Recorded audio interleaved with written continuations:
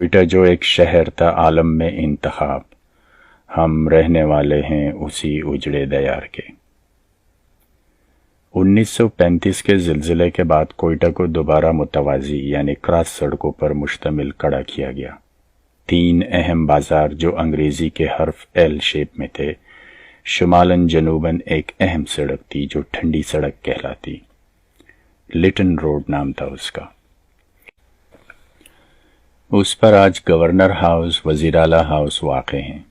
اس کے متوازی ایک بازار تھا جسے جنا روڈ کہا جاتا ہے۔ اس پر انگریزوں کے زمانے سے ہی بڑی بڑی دکانیں ہوا کرتی تھیں جو سڑک سے 2-3 فٹ اونچی ہوا کرتی۔ ان دکانوں کی سیڑھیوں پر اکثر بعد از شام کوئٹہ کے معززین، جن میں نوابین اور سردار بھی شامل تھے، قہوہ پیتے نظر آتے۔ راقم نے ان سرداروں کو، جن میں بگٹی صاحب، مینگل صاحب، بزنجو صاحب، خاران والے نوشیروانی صاحب کو خود چاونی جاتے ہوئے دائیں جانب کی میڈیکل دکانوں کی سیڑھیوں پر بیٹھے دیکھا ہے۔ سامنے فرح ہوٹل کے پہلو میں باہر سمت خان چکزئی صاحب و دیگر پٹھان معززین بیٹھتے تھے۔ بگٹی صاحب ہمیں اکثر لوڈز ہوٹل کے لان پر بھی بیٹھے نظر آتے، جہاں ان کے ارد گرد چند دیگر عزما بھی ہوتے۔ ان دنوں لوڈز ہوٹل میں سر شام ہی اس کے بڑے لان میں بار کھل جاتا اور احباب بادنوش بار سے لطف اندوز ہونے کے لیے سر شام چلے آتے اور دیر تک محفلیں جمی رہتی۔ دوسری طرف ہم جیسے فقرے بھی کبھی لوڈز کے بار اور کبھی تڑوں پر بیٹھے قہوہ سے لطف اندوز ہوتے۔ یہ وہ دن تھے جب کوئٹہ چاونی میں عوام کے پیدل چلنے پر کوئی پابندی نہیں تھی۔ ہم جنا روڈ سے چند لڑکے نکلتے، پیدل چلتے ہوئے پانی تقسیم تک پہنچتے اور پھر پاک فورسز سینما کی کینٹین سے چائے پیتے اور پیدل آرڈیننس ڈپو سے ہوتے ہوئے واپس جنا روڈ کی طرف نکل جاتے، جہاں ایک بار پھر لبرٹی یا میٹروپول پر محفل جمتی۔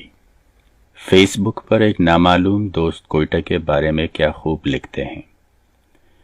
آرڈیننس ڈپو کا صبح شام بجنے والا سائرن، 601 کلی کیمپ، پانی تقسیم، میر قلم کا کھوکھا، پاک فورسز کی canteen, Hazara hotel, staff college, توپو والا باغ، Robert market, Chiltan market, Shara Gulistan, Bijli road, Chiltan بابا، مکڑی گراؤنڈ، گورا قبرستان، 9 گزا بابا، سپن کاریز اور ولی تنگی۔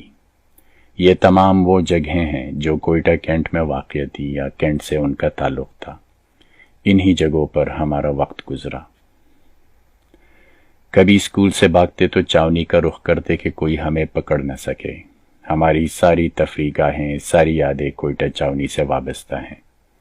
کول مائنز پر کام کرنے والے سواتی بائی ہفتے میں ایک مرتبہ شہر آتے، ان کی گہما گہمی، کوئٹہ کے قنداری نان، تاتا بلبلی کے چولے، نمکین روش، سڑکوں کے کنارے توے پر بھونی جانے والی کلیجی کی خوشبو، کھجی والے مٹکے کی کھٹی ترش لسی، پاک فورسز کے پکوڑے، بسم اللہ کے پائے، بلدیا اور سوزا کے پیٹیز، بابو کے تکے، ماما ہوٹل، پرنس روڈ کی چھت، ریگل، امداد اور راحت سینما کے ہنگامے، ٹکٹ نکالنے کے ماہر دوست، سیٹوں پر جھگڑا، والی بال اور فٹ بال کے ٹورنامنٹس، کوئٹہ فش کی مچھلیاں، چلخوزے اور شنے کی ریڑیاں، رواش اور خٹول یعنی جنگلی ٹیولپ، ہنہ روڈ کے جنگلی گلاب، سنجت اور جنگلی چنبیلی، لیونڈر کے کانسی پھولوں سے لدی وادیاں، فائر بریگیڈ کا بوڑھا ہزارہ سٹاف، قلعہ کاسی کے شوخ نوجوان، سریاب کے بسوں کے آوارہ کنڈکٹرز اور چرسی ڈرائیورز،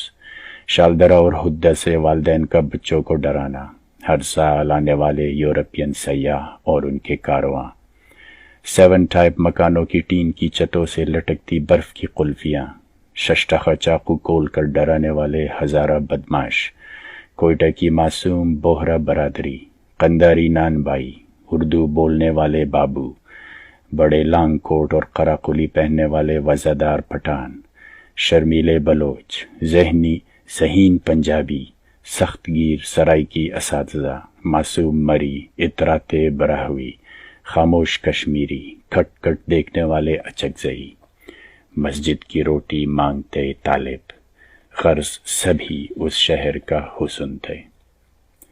ایک ایسا حسن جس کی اب یاد ہی باقی رہ گئی ہے، جو ایک خواب بن کے رہ گئی ہے۔